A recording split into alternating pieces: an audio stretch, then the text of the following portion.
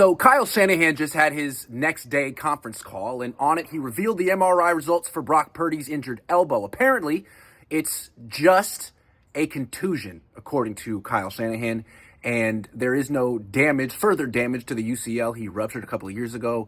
There's just nerve inflammation, again, according to Kyle Shanahan, and Brock most likely won't play this upcoming week against the Cardinals, but Shanahan says, don't worry, not a long-term injury, nothing to see here, which is reassuring because every time Kyle Shanahan downplays an injury, he's right on about how not big of a deal it really is.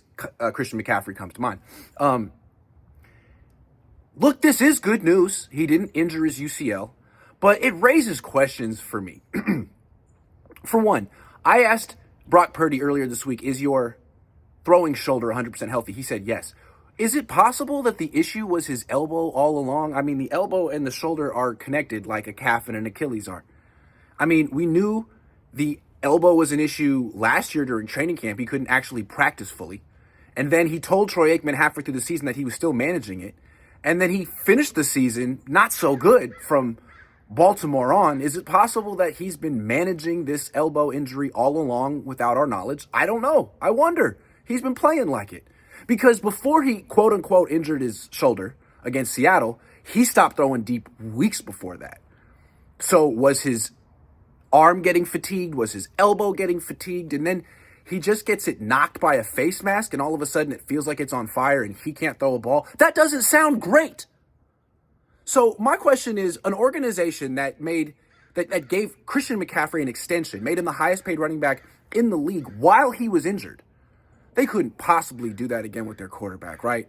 They're not going to give Brock Purdy $250 million while he may or may not have a messed up elbow, right? While he may or may not have an elbow that he's going to be managing the rest of his career, right? They're not going to do that. They learned their lesson. They wouldn't do it twice, right? I'm concerned. No, they will do it twice. Let's get real clear. The Niners don't learn their lessons, okay?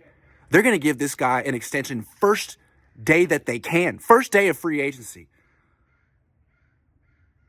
And then if his elbow is an issue again, they're going to be like, wow, no one could have seen this coming. It was just inflammation. It was just a contusion.